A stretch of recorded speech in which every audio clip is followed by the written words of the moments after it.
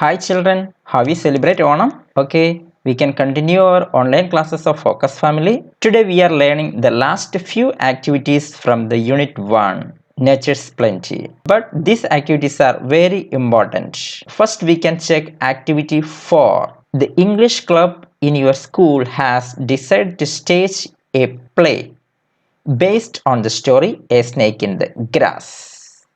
The English club your school has decided നിങ്ങളുടെ സ്കൂളിലെ English club തീരുമാനിക്കുകയാണ് a snake in the grass എന്ന് പറയുന്ന സ്റ്റോറി ഒരു സ്റ്റേജ് പ്ലേ നടത്താം, ഒരു ഡ്രാമ രൂപത്തിലേക്ക് മാറ്റാം, അവതരിപ്പിക്കാം. So you are as to prepare a script based on the story. അപ്പോൾ നമുക്ക് തീർച്ചയായിട്ടും ഒരു സ്റ്റോറി സ്റ്റേജിൽ പ്ലേ ചെയ്യണമെങ്കിൽ, കളിക്കണമെങ്കിൽ എന്തെഴുതണം? സ്ക്രിപ്റ്റ് തയ്യാറാക്കണം. നമ്മൾ 5ലും 6ലും ഒക്കെ തയ്യാറാക്കിയിട്ടുള്ളതാണ്. അപ്പം അതേപോലെ തന്നെ കുറച്ചുകൂടി ഡീറ്റെയിൽ ആയിട്ട് നമ്മൾ 7th സ്റ്റാൻഡേർഡിൽ സ്ക്രിപ്റ്റ് റൈറ്റിംഗ് ഉണ്ട്, വളരെ ഇമ്പോർട്ടൻ്റ് ആണ്. First you need to write the characters from the story. Who are the characters from the story a snake in the grass? Yes, mother, and then 4 sons, neighbours, old beggar, isn't it? Old man. Yes, these are the characters from the story A Snake in the Grass. And then setting. First scene ആണ്. അപ്പോൾ അതിന് setting എന്താണ്? The courtyard of the house. അതായത് ആ വീടിൻ്റെ മുറ്റമാണ് ആദ്യത്തെ സീനിൽ. മുറ്റത്ത് നടക്കുന്ന കാര്യങ്ങളാണ് ഫസ്റ്റ് സീനിൽ വരുന്നത്. സോ ഫസ്റ്റ് സെറ്റ് ഏതായിരിക്കണം? സെറ്റിംഗ് ഏതായിരിക്കണം? The courtyard of a house. And then curtain rises. Curtain പൊങ്ങുമ്പോൾ എന്തായിരിക്കണം കാണേണ്ടത്? The courtyard of the house. ഹൗസിൻ്റെ മുറ്റമാണ്. The mother, 4 sons, and servant Dasa are obviously frightened and are searching for the snake. Mother-um, 4 sons-um, Sir Dasa, servant. Do you remember Dasa, the servant? And they are obviously frightened. അവർ വളരെ ഭയചിത്തരായിട്ട് എന്ത് ചെയ്യുകയാണ്? Search ചെയ്തുകൊണ്ടിരിക്കുകയാണ്, പാമ്പിനെ തിരഞ്ഞുകൊണ്ടിരിക്കുകയാണ്. ആ സമയത്താണ് an old beggar enters. Do you remember the old beggar? Yes, that time the old beggar enters. ഇനി ആ old ബെഗറിൻ്റെ dialogues ആണ് ഇവിടെ വരുന്നത്. And so now I will give you the 2 scenes of the script from this story. Okay, ഞാൻ scene 1ഉം scene 2ഉം തരാം, ബാക്കി last scene നിങ്ങൾ തന്നെ എഴുതണം. So we can go to the scene 1. Scene 1, the courtyard of a house. ആ ഹൗസിൻ്റെ ഒരു കോർട്ട്യാർഡാണ്. An old beggar woman is seen at the gate. Do you remember the old beggar woman? Yes, ആ സമയത്ത് ഗേറ്റിൻ്റെ മുന്നിലായിട്ട് old beggar വുമണിനെ കാണാം. ഇതാണ് scene 1ൽ വരുന്നത്. സോ ഇനി ഡയലോഗ്സ് ആണ് അല്ലേ? ഓൾഡ് ബെഗറിൻ്റെ dialogue. Old beggar, mother give me some alms. Old beggar ചോദിക്കുകയാണ്, mother give me some alms. ഭിക്ഷയാചിക്കാൻ വന്നതാണ് അല്ലേ? മദർ, നോട്ട് നൗ, ഇപ്പം തരാൻ കഴിയില്ല. We are searching for a snake in our compound. We are searching for a snake in our compound. ഞങ്ങൾ ഇവിടെ ഒരു പാമ്പ് കയറിയിട്ടുണ്ട്, അതിനെ അന്വേഷിച്ചുകൊണ്ടിരിക്കുകയാണ്. ഇപ്പം വിഷയൊന്നും തരാൻ പറ്റില്ല. Old beggar smiling. Old beggar ചിരിച്ചുകൊണ്ട് പറയുകയാണ്, you are fortunate. You are fortunate. നീ ഭാഗ്യവതിയാണ്, നിങ്ങൾ ഭാഗ്യശാലിയാണ്. എന്താ കാരണം? God has come to visit you. ദൈവം നിങ്ങളുടെ വീട്ടിൽ വന്നിരിക്കുകയാണ്, നിങ്ങളെ സന്ദർശിക്കാൻ വന്നിരിക്കുകയാണ്. Please don't kill the snake. നിങ്ങൾ ആ സ്നേക്കിനെ കൊല്ലരുത്, അത് ഗോഡാണ്, that is God. Please don't kill the snake. ആ പാമ്പിനെ നിങ്ങൾ കൊല്ലരുത്. ആ സമയം മദർ എന്താണ് പറയുന്നത്? Mother, you are right. പറഞ്ഞത് ശരിയാണ്, നിങ്ങൾ പറഞ്ഞത് ശരിയാണ്. I am almost forget about the Abhishekam. ഞാൻ ആ അഭിഷേകത്തെക്കുറിച്ച് ഞാൻ നേർന്നിരുന്നു, അഭിഷേകം വഴിപാടായി നേർന്നിരുന്നു, ഞാനത് മറന്നുപോയിരുന്നു. I almost forget about the abhishekam. You reminded me of it. നിങ്ങളത് ഓർമ്മിപ്പിച്ച്, എന്നെ ഇപ്പോൾ ഓർമ്മിപ്പിച്ചു. Thank you. അപ്പം നന്ദി പറയുകയാണ് അമ്മ ഇവിടെ അല്ലേ? ഇപ്പോൾ ഓൾഡ് ബെഗർ അത് പറഞ്ഞപ്പോൾ നന്ദി പറയുകയാണ്, താങ്ക്സ് പറയുകയാണ്. അതാണ് this is the scene 1. And scene 2. Scene 2, the courtyard of a house. ഒരു വീടിൻ്റെ മുറ്റം തന്നെയാണ്. An old man at the gate. ആരാണ് ആ കഥാപാത്രം? ക്യാരക്ടർ ആരാണ്? ഓൾഡ് മാൻ ആണ് ഗേറ്റിൻ്റെ മുന്നിൽ വരുന്നു. എന്താണ് ഓൾഡ് മാൻ ചോദിക്കുന്നത്? Old man, it is difficult to find the snake among the bushes. So that is a snake charmer. So it is difficult to find the snake among the bushes. ഈ കാടിനുള്ളിൽ നിന്നും പാമ്പിനെ പിടിക്കുക എനിക്ക് ബുദ്ധിമുട്ടാണ്, പ്രയാസകരമാണ്. The eldest sun. ആ സമയം ആ വീട്ടിലെ മൂത്ത മകൻ പറയുകയാണ്, ഹു ആർ യു? ആരാണ് നിങ്ങൾ? Old man, I am snake charmer. I am a snake charmer. ഈ സമയം എന്ത് സംഭവിക്കുന്നു? The people gather around him. ആളുകളെല്ലാം ചുറ്റും കൂടുകയാണ് അല്ലേ, ആളെല്ലാവരും ചുറ്റും കൂടുകയാണ് സ്നേക്ക് ചാമറിൻ്റെ ചുറ്റും. The people gather around him. The eldest sun, how do you catch snakes? എങ്ങനെയാണ് നിങ്ങൾ പാമ്പുകളെ പിടിക്കാറുള്ളത്? അപ്പോൾ ഓൾഡ് മാൻ ലൈക്ക് ദിസ്, ഇതേപോലെ എന്ന് പറഞ്ഞിട്ട് കാണിച്ചു കൊടുക്കുകയാണ്. ഇതേപോലെ എന്ന് പറഞ്ഞിട്ട് കാണിച്ചു കൊടുക്കുകയാണ്. എന്താണ് കാണിച്ചു കൊടുക്കുന്നത്? He pounces upon an imaginary snakes on the ground and lifts something which was on the ground and cheerfully looks at everyone. അതായത് ഒരു ഗ്രൗണ്ടിൽ വെച്ച് തന്നെ ഒരു ഇമാജിനറി സ്നേക്സ് അവിടെ ഉണ്ടെന്ന് സങ്കല്പിക്കുക. അതിൻ്റെ മുകളിലേക്ക് അയാൾ ചാടി വീഴുന്നതായിട്ട് കാണിക്കുക. ഇതെല്ലാം എല്ലാവരും വളരെ ആകാംക്ഷയോടെ കൗതുകത്തോടെ നോക്കി നിൽക്കുകയാണ്. അദ്ദേഹം ഈ പാമ്പിനെ പിടിക്കുന്നതൊന്ന് ഇമാജിനറി ആയിട്ട് കാണിച്ചു കൊടുക്കുകയാണ്, സാങ്കല്പികമായിട്ട് കാണിച്ചു കൊടുക്കുകയാണ്. The eldest son, can you catch the snake for us? ഞങ്ങൾക്ക് വേണ്ടി ഈ പാമ്പിനെ ഒന്ന് പിടിക്കാമോ? Can you catch the snake for us? Old man, if you show me the snake I will help you. കാണിച്ചു തരാമെങ്കിൽ, പാമ്പിനെ കാണിച്ചു തരാമെങ്കിൽ ഞാൻ നിങ്ങളെ സഹായിക്കാം. I will help you. He points to the direction the snake has gone to the slowly and walks away എന്ന് പറഞ്ഞുകൊണ്ട് snake പാമ്പ് പോയ ആ ഡയറക്ഷനൊക്കെ അദ്ദേഹം ഇങ്ങനെ കാണിച്ചു കൊടുക്കുകയാണ് പതുക്കെ. and gone to and slowly walks away. If you show me the snake I will help you. പാമ്പിനെ കാണിച്ചു തരാമെങ്കിൽ ഞാൻ അതിനെ പിടിക്കാം അല്ലേ എന്ന് പറഞ്ഞിട്ടാണ് സ്നേക്ക് ചാമർ അവിടെ നിന്ന് പോയത്. So this is the scene 2. അപ്പം സീൻ 1ഉം സീൻ 2ഉം ഞാൻ തരികയാണ്. ബാക്കി അടുത്ത scene 3, last scene, you need to write the last scene alone. നിങ്ങൾ തന്നെ എഴുതണം. നിങ്ങൾ തന്നെ എഴുതിയെങ്കിൽ മാത്രമേ നിങ്ങൾക്ക് ഈ സ്ക്രിപ്റ്റ് റൈറ്റിംഗ് എന്നുള്ള എബിലിറ്റി ഉണ്ടാവും. 5-6 ക്ലാസ്സിൽ നമ്മൾ സ്ക്രിപ്റ്റ് റൈറ്റിംഗ് എഴുതിയിട്ടുണ്ട്. അപ്പോൾ ഇത് കുറച്ചുകൂടി വളരെ ഈസി ആയിരിക്കും എന്ന് എനിക്ക് തോന്നുന്നു. അപ്പോൾ നിങ്ങൾ ഈ 2 സീനും നോട്ട്ബുക്കിൽ എഴുതുക. അതിനുശേഷം 3ാമത്തെ സീനും എഴുതി നിങ്ങൾ ടീച്ചേഴ്സിന് സബ്മിറ്റ് ചെയ്യുക. So let's go to the next activity. Now we can learn activity 5. Given below is a crossword puzzle. Fill in the blank space with suitable letters to get the names of implements. ഈ കൊടുത്തിരിക്കുന്നത് കുറച്ച് ഇംപ്ലിമെന്റ്സിന്റെ names ആണ് കൊടുത്തിരിക്കുന്നത്. Here have the names of implements. There are 7 implements have. Implements means സാമഗ്രികൾ, ഉപകരണങ്ങൾ, tools. Find out what these are used for. ഈ ഉപകരണങ്ങളുടെ പേര് മാത്രമല്ല നിങ്ങൾ കണ്ടെത്തേണ്ടത്, ഈ ഓരോ ഉപകരണത്തിൻ്റെ ഉപയോഗം എന്താണെന്നുകൂടി ഇവിടെ എഴുതണം. അപ്പോൾ so first I will tell you the use of each tool, and that time you can say the name of the implement, which is the implement that. ആദ്യം നിങ്ങൾ എഴുതേണ്ടത് ഇതിൻ്റെ യൂസ് ആണ് എഴുതേണ്ടത്. ഇതിൻ്റെ യൂസ് എഴുതിയിട്ട് നിങ്ങൾ ഇതൊന്ന് പറയണം ഏത് ഇംപ്ലിമെൻ്റ് ആണ് ഉപയോഗിക്കുന്നതെന്ന്. So we can write the first one. Number 1, an equipment used for cutting grass. An equipment used for cutting grass. Grass ഒക്കെ കട്ട് ചെയ്യാൻ ഉപയോഗിക്കുന്ന ഒരു ഇംപ്ലിമെൻ്റ് ആണ് ഇത്. Which one? Yes, you're right. That is grass cutter. GRASSCUTTER. Grass cutter. Which is the implement? Grass cutter. GRASSCUTTER. Grass cutter. Second one. Use is a tool used for digging the soil. മണ്ണൊക്കെ കുഴിക്കാൻ വേണ്ടി ഉപയോഗിക്കുന്ന ഒരു ടൂളാണ്. A tool used for digging the soil. What is answer number 2? SP-DE. That is spade. SPADE. Spade. മണ്ണൊക്കെ കുഴിക്കാൻ നമ്മുടെ വീടുകളിലുള്ള ആ ഉപകരണം ആണ് spade. SPADE. Spade. So number 3. We can go to number 3. I will tell you the use of number 3 here. You need to write here. A tool with a long sharp curved blade and a long handle used for cutting long grass. വളരെ നീളമുള്ള ഒരു പിടിയുണ്ട് ഈ ടൂളിന്. മാത്രമല്ല ഇതിൻ്റെ ഇതിൻ്റെ blade എന്ന് പറയുന്നത് വളരെ ലോങ് ആണ്, ഷാർപ്പാണ്, വളഞ്ഞിരിക്കും. കർവ്ഡ് ബ്ലേഡാണ്, നല്ല വളഞ്ഞ് ഇരിക്കും. വളരെ ഷാർപ്പായിട്ടുള്ള ഒരു ബ്ലേഡാണ് ഇതിനുള്ളത്. മാത്രമല്ല ലോങ് ഹാൻഡിൽ കൂടിയാണ്. A tool with a long sharp curved blade and a long handle used for cutting grass. Can you say which is the implement that? Number 3? Yes, scythe. Scythe. SCYTHE. Scythe. അരിവാൾ. Scythe means അരിവാൾ. അരിവാൾ എല്ലാവർക്കും അറിയാവുന്നതാണല്ലോ. Yes. Number 4. We can write the use of number 4. That is a heavy iron bar with a bend used for lift heavy objects.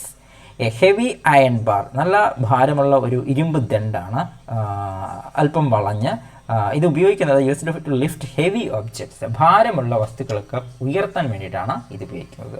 Can you say which one is that? Yes, fourth one, that is crowbar. crowbar. You need to write here ow, crowbar, crowbar. Number 5 is this number. We can check that the uses of number 5. A machine for cutting especially grass. Grass പോലുള്ള, ഗ്രാസും അങ്ങനെ മറ്റ് പാഴ്ചെടികളൊക്കെ cut ചെയ്യാൻ ഉപയോഗിക്കുന്ന ഒരു മെഷീനാണിത്. A machine for cutting especially grass. That is mower. Mower means പുല്ല് കരിയുന്ന യന്ത്രമുണ്ടല്ലോ, പുല്ലരിയുന്ന യന്ത്രം, അതാണ് mower. MOWER, mower. Here is W, MOWER, mower. And now we can go to number 6. What is the use of number 6? This is a garden tool. A garden tool with a long handle used for leveling earth. ഇതൊരു garden ടൂളാണ്, നല്ല നീളമുള്ള പിടിയുള്ള ഒരു ടൂളാണ്. നമ്മൾ മണ്ണൊക്കെ നിരപ്പാക്കാൻ വേണ്ടിയിട്ട് ഉപയോഗിക്കുന്ന ഒരിതാണ്. അഗ്രയൊക്കെ കൂർത്ത് മുനകളൊക്കെയുള്ള ഒരു ടൂളാണിത്. ലോങ് ഹാൻഡിലാണ്. ലെവലിംഗ് ദ എർത്ത്, അതായത് മണ്ണൊക്കെ നിരപ്പാക്കാൻ ഉപയോഗിക്കുന്ന ഒരു garden ടൂളാണിത്. Can you see which one is that? Number 6. Yes, that is rake. Here how? Rake, R-A-K, rake. And last one, we can go to number 7. The use of the last one. A tool with a blade and handle used for cutting. Blade ഉണ്ട്, ഒരു handle ഉണ്ട്, for it's used for cutting, cut ചെയ്യാൻ ഉപയോഗിക്കുന്നതാണ്. ഏതാണ്? What is that? Yes, നമുക്കെല്ലാം നമ്മുടെ എല്ലാ വീടുകളിലുള്ള ഒരു ടൂളാണിത്. Knife, KNIFE, knife. So did you understand? First one grass cutter, and second one is spade, third one scythe, and fourth one crowbar, and fifth one mower, sixth one is rake, and last one knife. This is the puzzle, crossword puzzle, the names of implements. Okay, we can go to the next activity. And now we can go to activity 6. It is one of the important activity from this lesson. That is idiom. You know what is idiom? എന്താണ് idiom? It's a grammar part. I will tell you what is idiom. An idiom is a group of words whose meaning is different from the meaning of the individual words. എന്താണ് idiom എന്ന് പഠിച്ചതിന് ശേഷം നമുക്ക് ഈ activity ചെയ്യുന്നതായിരിക്കും കുറച്ചുകൂടെ easy. So idiom എന്ന് പറഞ്ഞാൽ is a group of words. ഒരു കൂട്ടം വേർഡ്സുകളാണ്, ഒരു കൂട്ടം പദങ്ങളാണ്, വാക്കുകളാണ്. Whose meaning is different from the meaning of the individual words. നമ്മൾ സാധാരണമായി നമ്മൾ ഉപയോഗിക്കുന്ന പദങ്ങളിൽ നിന്ന് വ്യത്യസ്തമായ മീനിങ് വരുന്ന ഒരു കൂട്ടം വാക്കുകളാണ്, ഒരു കൂട്ടം പദങ്ങളാണ് ഇഡിയം എന്ന് പറഞ്ഞാൽ. ഇനി ഒരു എക്സാമ്പിളുകൾ പറയുമ്പോൾ നിങ്ങൾക്ക് കുറച്ചുകൂടി മനസ്സിലാവും. To add fuel to the fire. നമ്മൾ പറയില്ലേ, എരുതിയിൽ എണ്ണ ഒഴിക്കുന്നുണ്ടോ, fuel to the fire. And add fuel to the fire means to make problem words. അതായത് ഒരു ചെറിയ പ്രശ്നം അതിനെ സങ്കീർണമാക്കുക, പറഞ്ഞ് ലാസ്റ്റിൽ വലിയൊരു പ്രശ്നത്തിലേക്ക് എത്തിക്കുക. അതാണ് ഒരു ചെറിയ പ്രോബ്ലത്തെ വലുതാക്കുക. അതാണ് to make the problem words.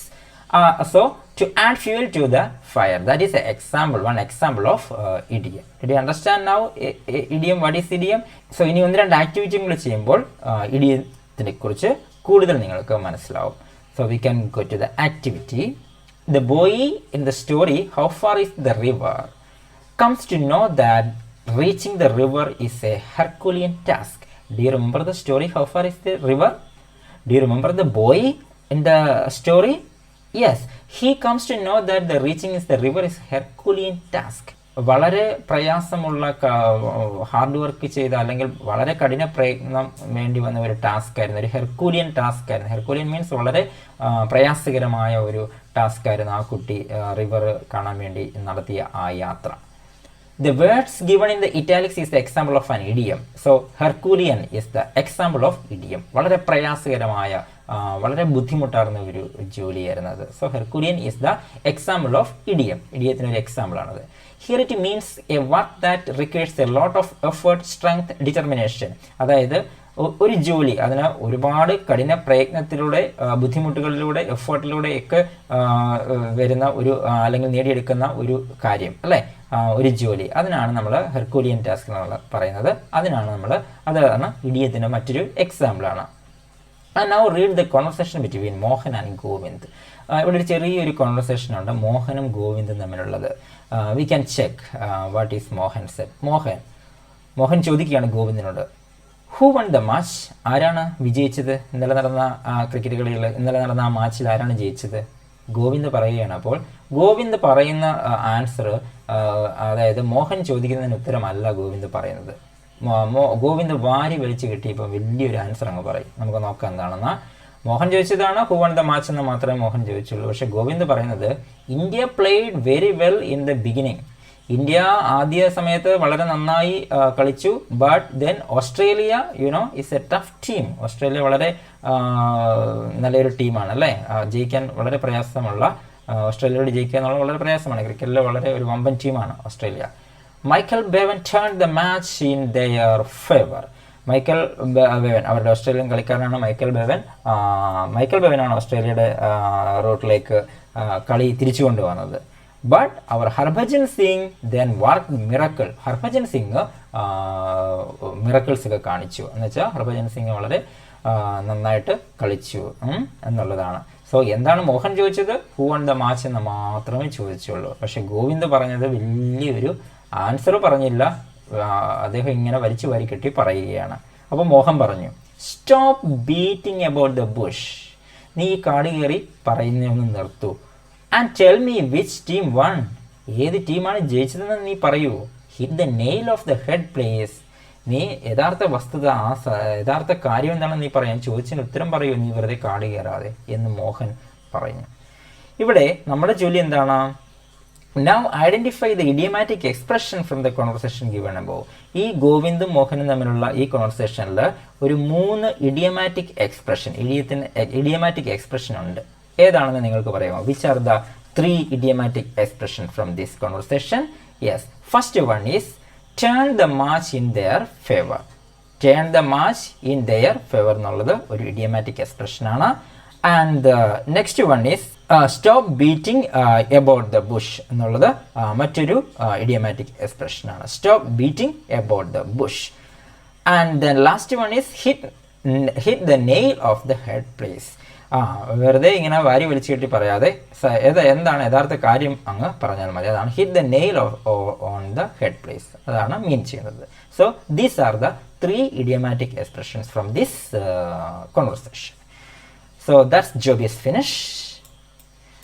And the next, based on this, തീർന്നില്ല, ഇഡിയമാറ്റിക് എക്സ്പ്രഷൻ, ഇഡിയത്തിന് അനുബന്ധിച്ചുള്ള മറ്റൊരു ആക്ടിവിറ്റിയാണ്. You can find the list of idioms in column A. Here have 2 columns. First കോളത്തിൽ ഉള്ളത് idioms ആണ്. These are the examples of idiom. First column. And column ബിയിൽ കൊടുത്തിരിക്കുന്നത് match them with their meaning in B. B കോളത്തിൽ ഈ ഇഡിയത്തിൻ്റെ meaning ആണ് കൊടുത്തിരിക്കുന്നത്. ഈ ഇഡിയംസ് ഉണ്ട്, 2-4 ഉണ്ട്. അതിൻ്റെ മീനിങ് ആണ് ഇവിടെ കൊടുത്തിരിക്കുന്നത്. നിങ്ങൾ എന്താ ചെയ്യേണ്ടത്? മാച്ച് ചെയ്യണം. അതായത് ഓരോ ഇഡിയത്തിനും യോജിക്കുന്ന അതിൻ്റെ മീനിങ് എന്താണ്, ഇതിൽ ഏതാണെന്ന് വെച്ചാൽ അതുമായിട്ട് മാച്ച് ചെയ്യണം. ജസ്റ്റ് വരച്ചാൽ മതി, മാർക്ക് ചെയ്താൽ മാത്രം മതി. So we can take the first idiom, the pros and cons. Pros and cons, തെറ്റും ശരിയും ഒക്കെ കണ്ടെത്തുക, അല്ലെങ്കിൽ വാദഗതികൾ അനുകൂലിച്ചുകൊണ്ടും പ്രതികൂലിച്ചുകൊണ്ടും ഉള്ള വാദഗതികൾ നമ്മൾ ഉന്നയിക്കാറുണ്ടല്ലോ അല്ലേ. അപ്പോൾ അങ്ങനെയൊക്കെ ഉള്ള ഒരു ഇഡിയമാണ് ഇത്, ദ പ്രോസ് ആൻഡ് കോൺസ് എന്നുള്ളത്. അപ്പോൾ ഈ ബിയിൽ നിന്ന് ഇതിന് ചേരുന്ന മീനിങ് എന്താണ്? ഈ പ്രോസ് ആൻഡ് കോൺസ് എന്നുള്ളതിൻ്റെ മീനിങ് ഏതാണ് ചേരുന്നതെന്ന് നിങ്ങൾക്ക് പറയാമോ? യെസ്, ദിസ് വൺ, ഇത് ആർഗ്യുമെൻറ്റ്സ് ഫോർ ആൻഡ് അഗെയിൻസ്റ്റ്. അതായത് അനുകൂലിച്ചുകൊണ്ടും പ്രതികൂലിച്ചുകൊണ്ടും വാദഗതികൾ ഉന്നയിക്കുക. നമ്മൾ ഏതെങ്കിലും ഒരു വിഷയം എടുത്താൽ അതിൽ കുറേ പേര് അനുകൂലിക്കും, കുറേ പേര് അതിനെ പ്രതികൂലിക്കും അല്ലേ. അപ്പം അങ്ങനെ തെറ്റും ശരികളും ഒക്കെ എടുക്കുന്ന അല്ല അങ്ങനെയുള്ള ഒരു വാദഗതികൾക്കാണ് നമ്മൾ പ്രോസ് ആൻഡ് കോൺസ് പറയുന്നത്. So the meaning is the arguments for and against. Second one, a feather in one's cap. ഒരാളുടെ തുപ്പിയിൽ ഒരു തൂവൽ കൂടി എന്ന് പറയാറില്ലേ, a feather in one's cap. Can you find out the meaning? Yes, ഏതാണ്? Yes, an achievement of which one can be proud of. അതായത് ഒരാളുടെ ജീവിതത്തിലൊരു നേട്ടമുണ്ടാകുന്നു അല്ലേ, കഠിന പ്രയത്നത്തിലൂടെ ഒരു വലിയ നേട്ടമുണ്ടാകുന്നു, അതൊരു തൂവലാണ് അല്ലേ, ആളുടെ ജീവിതത്തിലൊരു തൂവലാണ്. A feather in one's cap എന്നുള്ളതിൻ്റെ മീനിങ് അപ്പോൾ ഏതാണ്? An achievement of which one can be proud of എന്നുള്ളതാണ് meaning. And next one, keep one's word അല്ലേ, നമ്മൾ വാക്ക് പറയുമ്പോൾ അല്ലെങ്കിൽ വാക്ക് പറഞ്ഞു കഴിഞ്ഞാൽ അത് പാലിച്ചിരിക്കണം അല്ലേ, ഒരു പ്രോമിസ് ഒക്കെ കൊടുത്തു കഴിഞ്ഞാൽ അത് പാലിച്ചിരിക്കണം എന്നുള്ള അർത്ഥമാണ്. സോ ഏതാണ്? This one is the meaning, do as one promises. അതായത് വാഗ്ദാനങ്ങൾ എന്ന് പറഞ്ഞാൽ പാലിക്കാനുള്ളതാണ് അല്ലേ, വാക്ക് പാലിക്കാൻ നമ്മൾ പറയത്തില്ലേ, അതാണ് do as one promises. Keeps one's word എന്നുള്ളതിൻ്റെ മീനിങ് ആണ് do as one promises. And the next one is last one, let the cat out of the bag. നമ്മൾ പറയാറില്ലേ, നമ്മൾ ഒടുവിൽ അവസാനം സത്യം തെളിഞ്ഞു, കള്ളം പുറത്തായി എന്ന് നമ്മൾ പറയാറില്ലേ, അതാണ് let the cat out of the bag. അതിൻ്റെ മീനിങ് എന്താണ്? Yes, the secret is no longer a secret. ആ രഹസ്യം ഇനി ഒരു രഹസ്യമല്ല. അതായത് കള്ളം എന്തായിരുന്നു അത് വെളിയിൽ വന്നു അല്ലേ. Yes, the secret is no longer a secret. അതാണ് ഇതിൻ്റെ meaning. So these are the idioms and their meanings. ഇപ്പോൾ നിങ്ങൾക്ക് കുറച്ചുകൂടെ മനസ്സിലായല്ലേ ഇഡിയം? കുറച്ചുകൂടെ ഉറപ്പിക്കാൻ പറ്റുമല്ലോ നിങ്ങൾക്ക്? യെസ്, തീർന്നിട്ടില്ല. ഇഡിയത്തിന് അതുമായിട്ട് ബന്ധപ്പെട്ട ഒരു ആക്ടിവിറ്റിയും കൂടെ ഉണ്ട്, അതായത് ഈ കോളവുമായിട്ട് ബന്ധപ്പെട്ടതാണ്. We can check that. Fill in the blanks choosing the suitable idioms from those given above. അതായത് ഇവിടെ കുറച്ച് സിറ്റുവേഷൻസ് കൊടുത്തിട്ടുണ്ട്. You need to find out the idioms matching to this sentence. അതായത് ഈ സ്റ്റേറ്റ്മെൻറ്റിന് യോജിക്കുന്ന ഇഡിയംസ് ഇവിടെ നിന്ന് നിങ്ങൾ കണ്ടെത്തി എഴുതണം. It is very easy. I will read the first one. When the thief was questioned. കള്ളൻ ചോദ്യം ചെയ്യപ്പെടുകയാണ്, പോലീസ് ഇങ്ങനെ ചോദ്യം ചെയ്തുകൊണ്ടിരിക്കുകയാണ്. അപ്പോൾ എന്താണ് പുറത്തു വരുന്നത്? When the thief was questioned. ഇതിനോട് ചേരുന്ന ഇഡിയം ഏതാണ്? Yes, he let the cat out of the bag. He let the cat out of the bag അല്ലേ. അപ്പം ഒടുവിൽ കള്ളം എന്താണെന്ന് ഉള്ളത് പുറത്തു വന്നു അല്ലേ. Yes, when the thief was questioned he let the cat out of the bag. And the second one, our school has won the first prize in the state level hockey competition. ഞങ്ങളുടെ school state level hockey കോമ്പറ്റീഷനിൽ first prize നേടി. അതൊരു വിജയമാണ്, ഒരു വലിയ നേട്ടമാണ്. So ഏതാണ്? Which one is the idiom using for here? Yes, it is a feather in one's cap. It is a feather in one's cap. ഒരു തൂവൽ കൂടിയാണ് അല്ലേ, ആ ക്യാപ്പിൽ തൊപ്പിയിൽ ഒരു തൂവൽ കൂടിയാണ്. It is a feather in one's cap. Number 3, before we take a decision on an issue we must examine dash of it. ഒരു കാര്യത്തിൽ തീരുമാനം എടുക്കുന്നതിന് മുമ്പ് നമ്മൾ തീർച്ചയായിട്ടും അതിൻ്റെ തെറ്റും ശരിയും ഒക്കെ നമ്മൾ എക്സാമിൻ ചെയ്യണം അല്ലേ. സോ എന്തൊക്കെയാണത്? തെറ്റും ശരിയും എന്നൊക്കെയുള്ളതിന് ചേരുന്ന ഇഡിയം ഏതാണ്? Yes, the pros and cons. Before we take a decision on an issue we must examine the pros and cons of it. And the last one, give promises only if one can. ആര് മാത്രമേ promise ചെയ്യാവൂ? One can keep one's word. വാക്കു പാലിക്കാൻ കഴിയുമെങ്കിൽ മാത്രമേ നമ്മൾ വാഗ്ദാനങ്ങൾ promises നൽകാവൂ. So give promises only if one can keep one's word. വാക്കു പാലിക്കുന്നവർ കഴിയുമെങ്കിൽ മാത്രമേ പ്രോമിസ് നൽകാവൂ. So did you understand what is idiom? എന്താണ് idiom എന്ന് നിങ്ങൾക്ക് മനസ്സിലായി കാണുമല്ലോ. So you need to write, fill in these blanks and submit your teachers. So we can go to the next activity. And now we can learn the next activity is activity 9. ഈ lesson നമ്മൾ എല്ലാ ആക്ടിവിറ്റീസും പഠിക്കേണ്ട, വളരെ important ആയിട്ടുള്ള activities മാത്രം പഠിച്ചാൽ മതി, എല്ലാം കൂടെ പഠിക്കേണ്ട നിങ്ങൾ. So activity 9 is one of the important one. Relative pronoun ആണ്. റിലേറ്റീവ് പ്രൊനൗൺ അതുമായിട്ട് ബന്ധപ്പെട്ട ആക്ടിവിറ്റിയാണിത്. അപ്പോൾ so what is relative pronoun? എന്താണ് റിലേറ്റീവ് പ്രൊനൗൺ എന്ന് നിങ്ങൾ ആദ്യം അറിഞ്ഞിരിക്കണം. ഇത് ഇവിടെ ഒരു ബോക്സിൽ കൊടുത്തിട്ടുണ്ട്. We can read that. A relative pronoun relates one part of a sentence to another and also stands in for a noun or pronoun. അതായത് റിലേറ്റീവ് പ്രൊനൗൺസ് എന്ന് പറഞ്ഞാൽ it relates or joins one part of a sentence to another. അതായത് ഒരു സെൻറ്റൻസിൽ തന്നെ രണ്ട് ഭാഗങ്ങളെ തമ്മിൽ ബന്ധിപ്പിക്കുന്നതിന് നമ്മൾ ഉപയോഗിക്കുന്ന വേർഡ്സുകളാണ് റിലേറ്റീവ് പ്രൊനൗൺ. ഇത് നൗണായിട്ടും പ്രോനൗണായിട്ടും സ്റ്റാൻഡ് ചെയ്യുന്നുണ്ട്, നിലകൊള്ളുന്നുണ്ട്. നൗണായിട്ടും പ്രോനൗണായിട്ടും അത് ഉപയോഗിക്കുന്നുണ്ട്. So that is relative pronoun. ഈ രണ്ട് ആക്ടിവിറ്റിയും കൂടെ നമ്മൾ ചെയ്ത് കഴിയുമ്പോൾ നമുക്ക് റിലേറ്റീവ് പ്രൊനൗൺ എന്താണെന്ന് നിങ്ങൾ പഠിക്കും. So read the following sentence and notice the words given in italics. ഈ സെൻറ്റൻസ് വായിച്ചതിന് ശേഷം ഇവിടെ ഇറ്റാലിക്സിൽ കൊടുത്തിരിക്കുന്ന വേർഡ്സ് നിങ്ങളൊന്ന് ശ്രദ്ധിക്കണം. We can check that. First one, the family which consisted of mother and her 4 sons were greatly agitated. അതായത് ആ സ്റ്റോറിയിലെ sentence ആണ്, snake in the grass എന്നുള്ള സ്റ്റോറിയിലെ സെൻറ്റൻസ് ആണ്. വിച്ച് എന്ന ഒരു റിലേറ്റീവ് പ്രൊനൗൺ ആണ് ഇവിടെ ഉപയോഗിച്ചിരിക്കുന്നത്. Which is the relative pronoun. So second sentence, she gave a coin to the beggar. ആ ബെഗർക്ക് ഒരു കോയിൻ കൊടുത്തു. ഏത് ബെഗർക്ക്? Who promised to send a snake charmer soon. പെട്ടെന്ന് തന്നെ സ്നേക്ക് ചാമറെ അയക്കാം എന്ന് പറഞ്ഞ അവർക്ക് കോയിൻ നൽകി. So who is the relative pronoun using here. Who എന്ന റിലേറ്റീവ് പ്രൊനൗൺ ആണ് ഇവിടെ ഉപയോഗിച്ചിരിക്കുന്നത്. കാരണം എന്താണ്? അതൊരു വ്യക്തിയാണ് വന്നിരിക്കുന്നത്, അല്ലേ? സ്നേക്ക് ചാമറാണ് വന്നിരിക്കുന്നത്, അതുകൊണ്ടാണ് ഹു ഉപയോഗിച്ചിരിക്കുന്നത്. നേരെ മറിച്ച് ഇവിടെ ഫാമിലിയാണ് വന്നിരിക്കുന്നത്, അതുകൊണ്ട് ഫാമിലിയെക്കുറിച്ച് ആണ് ഇവിടെ പറയുന്നത്, അതുകൊണ്ടാണ് വിച്ച് ഉപയോഗിച്ചത്. ഇവിടെ ഒരു പേഴ്സൺ ആണ്. സോ ഹു എന്ന റിലേറ്റീവ് പ്രൊനൗൺ ആണ് ഉപയോഗിച്ചിരിക്കുന്നത്.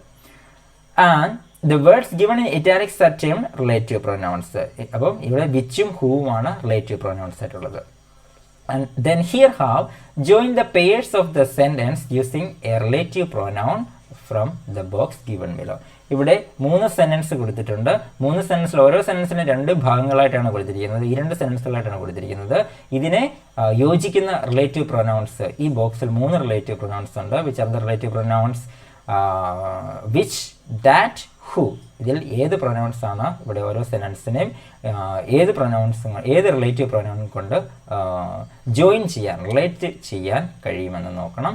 അപ്പോൾ അങ്ങനെ ഈ 2 സെൻറ്റൻസുകൾ, ഓരോ പാർട്ടിലെയും 2 സെൻറ്റൻസുകൾ നിങ്ങൾ റിലേറ്റീവ് പ്രൊനൗൺ ഉപയോഗിച്ച് ജോയിൻറ്റ് ചെയ്ത് എഴുതണം. So we can go to the first one.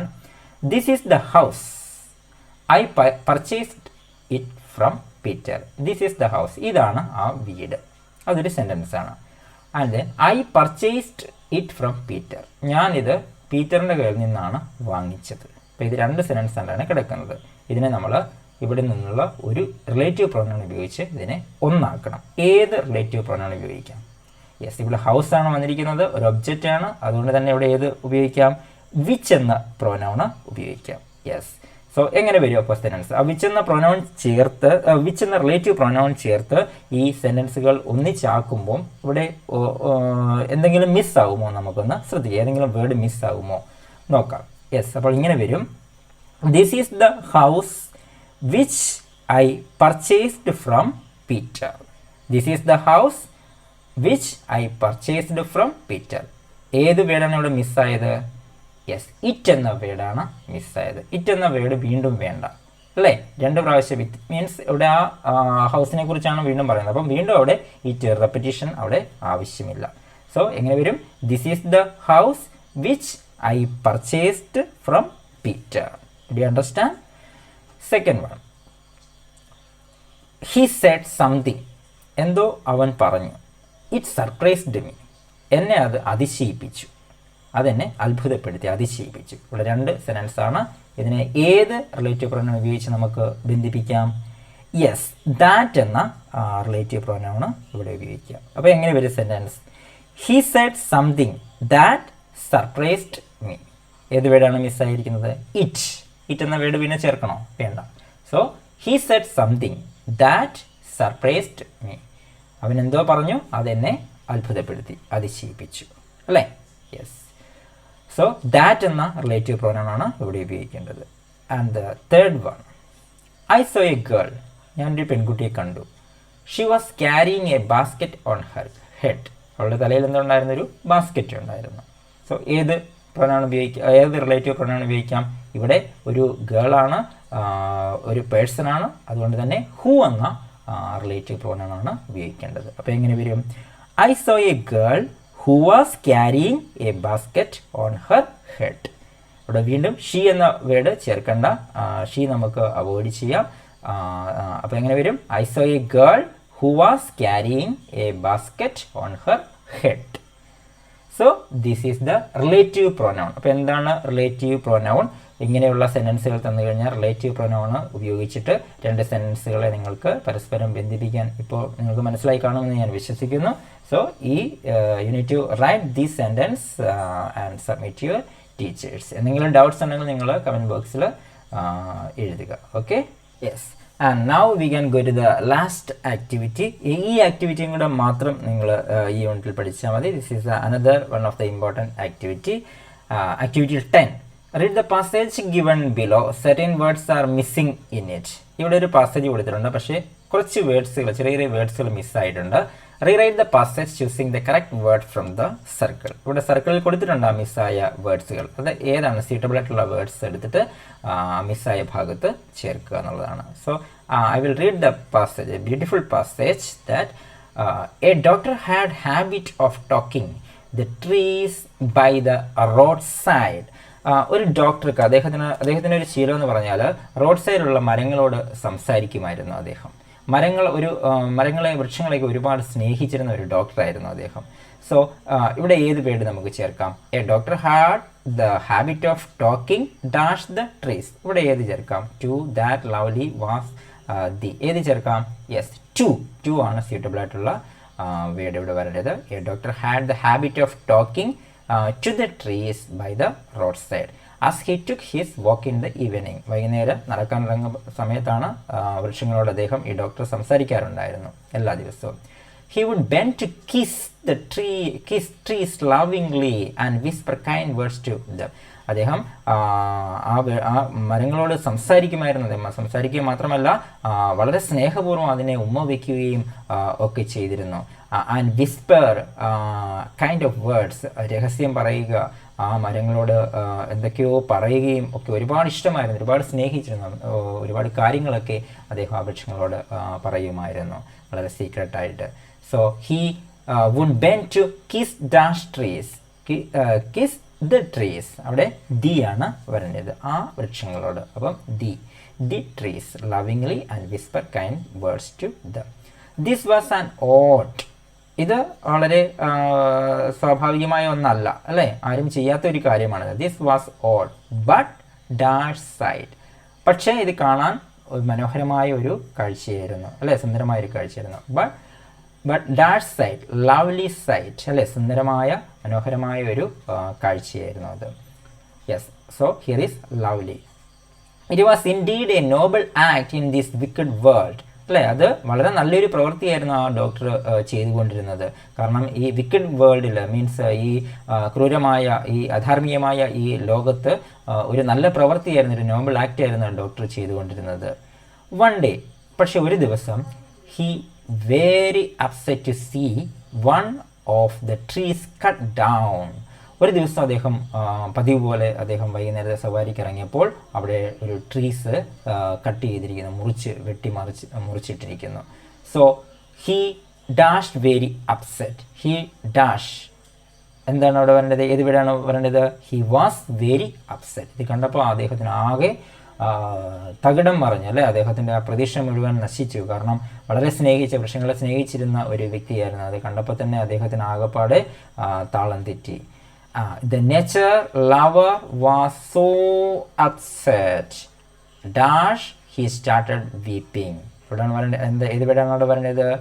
The nature lover was so upset that he started weeping, surprising the passers-by. അപ്പോൾ ഇവിടെ ദാറ്റ് ആണ് വരേണ്ടത്. That he started weeping. So ഇത് കണ്ടപ്പോൾ അദ്ദേഹത്തിന് സഹിക്കാൻ കഴിഞ്ഞില്ല. അദ്ദേഹം അവിടെ ഇരുന്ന് കരയാൻ തുടങ്ങി. ഇത് കണ്ട് അവിടെ പാസേഴ്സൊക്കെ, വഴിയാത്രക്കാരൊക്കെ ഇത് കണ്ട് അത്ഭുതത്തോടെ നോക്കുകയാണ് എന്താണ് ഇദ്ദേഹം ചെയ്യുന്നത് എന്ന്. കാരണം ആരും ചെയ്യാത്ത ഒരു നോബിൾ ആക്റ്റാണ്, അല്ലേ? എല്ലാവർക്കും അത് വളരെ ഇതായിട്ട് തോന്നുമെങ്കിലും പക്ഷേ ഒരു നല്ല പ്രവൃത്തിയാണ് ചെയ്തുകൊണ്ടിരുന്നത്, അല്ലേ? ട്രീസൊക്കെ കട്ട് ചെയ്യുക എന്നുള്ളത് എന്താ, വൃക്ഷങ്ങളെ നശിപ്പിക്കുക എന്നുള്ളത് ഒരു നോബിൾ ആക്റ്റ് ആണോ? അല്ല, അത് ഒരു ഒരു ക്രൂരതയാണ്, നമ്മുടെ ഈ നേച്ചറിനോട് ചെയ്യുന്ന ഒരു ക്രൂരതയാണ്. അപ്പം ഇദ്ദേഹത്തിന്, ഈ ഡോക്ടർക്ക് ഈ നേച്ചർ ലവറായിരുന്നു. അപ്പം ഈ ഡോക്ടർക്ക് ഇത് സഹിക്കാൻ കഴിഞ്ഞില്ല, അദ്ദേഹം അവിടെ നിന്ന് കരയുകയാണ്. So this is the passage. So ഈ വേർഡ്സുകൾ നിങ്ങൾ കറക്റ്റായിട്ട് ഇവിടെ എഴുതുക. അതിനുശേഷം ഈ പാസേജ് കംപ്ലീറ്റ് ആയിട്ട് ഒന്നുകൂടി റീറൈറ്റ് ചെയ്ത് എഴുതി ടീച്ചേഴ്സിന് സബ്മിറ്റ് ചെയ്യുക.